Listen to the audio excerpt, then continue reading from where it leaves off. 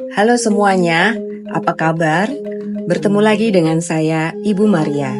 Hari ini kita akan belajar pendidikan Pancasila. Jangan kemana-mana. Indonesia adalah negeri yang indah dan kaya. Negeri yang merdeka karena perjuangan dan terus bertahan karena kesadaran kita semua bahwa kemerdekaan itu harus kita jaga bersama. Tetapi menjaga negara Indonesia bukan perkara yang mudah, karena NKRI senantiasa menghadapi berbagai macam ancaman.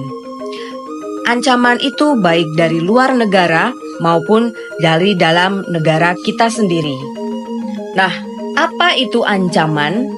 Ancaman adalah segala bentuk tindakan atau kondisi yang dapat membahayakan kedaulatan negara, keselamatan rakyat, dan keutuhan wilayah Indonesia. Ancaman itu ada berbagai macam bentuk.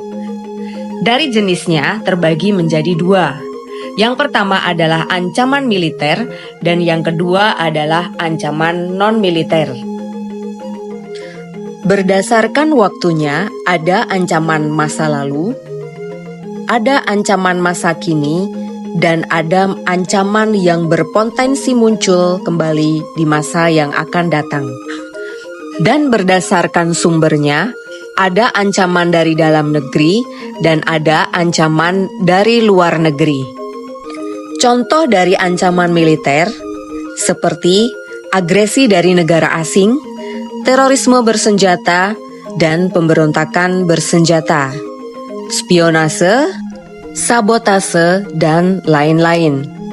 Sedangkan contoh dari ancaman non-militer adalah seperti korupsi, berita hoaks, radikalisme, serangan cyber, dan juga krisis ekonomi. Contoh-contoh dari ancaman masa lalu, seperti pemberontakan PKI, kerusuhan Mei 1998, dan penjajahan. Ancaman masa kini, seperti intoleransi, perubahan sosial budaya, dampak negatif globalisasi, dan juga penyalahgunaan teknologi. Ancaman yang juga berpotensi terjadi di masa yang akan datang juga harus kita waspadai, seperti kemajuan teknologi yang dapat berdampak negatif bagi kehidupan kita. Ada juga sumber daya manusia, kesehatan mental, yang juga kita harus waspadai, karena ancaman di masa yang akan datang cukup serius jika kita tidak mencegah maupun mengatasinya mulai dari sekarang juga. Contoh dari ancaman dari dalam negeri, misalnya gerakan separatisme, korupsi, narkoba, dan provokasi politik. Sedangkan contoh ancaman dari luar negeri, seperti intervensi asing, perang ekonomi, infiltrasi budaya asing yang mulai mengikis nilai-nilai Pancasila, serta contoh-contoh yang lain. Ancaman terhadap negara Indonesia tidak selalu berbentuk senjata.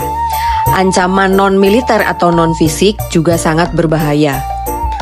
Misalnya saja, teknologi yang seharusnya menolong, kini juga bisa menjadi ancaman tersembunyi. Misalnya, penyalahgunaan kecerdasan buatan seperti AI, yang bisa menciptakan deepfake, manipulasi informasi, bahkan keputusan otomatis yang bisa merugikan masyarakat. Disinformasi dan berita hoaks yang menyebar dengan sangat cepat di media sosial. Ada lagi contoh peretasan data dan serangan cyber terhadap lembaga penting negara. Dan yang tak kalah mengkhawatirkan, degradasi moral generasi muda seperti sekarang karena terpapar konten destruktif yang tidak terkendali. Lalu, apa yang bisa kita lakukan? Jawabannya adalah bela negara. Bela negara tidak selalu berarti angkat senjata. Bela negara adalah tindakan nyata sesuai profesi dan peran kita masing-masing untuk menjaga keutuhan Indonesia. Seorang guru membela negara dengan mendidik generasi yang cerdas serta berkarakter. Seorang dokter membela negara dengan menjaga kesehatan masyarakat. Seorang petani membela negara dengan menjaga ketersediaan pangan. Seorang programmer membela negara dengan membangun sistem keamanan digital. Seorang desain grafis bahkan bisa membela negara dengan menyebarkan konten positif dan edukatif. Dan kalian, seorang pelajar, membela negara dengan belajar sungguh-sungguh, mengembangkan diri, dan menjunjung nilai-nilai Pancasila dalam keseharian.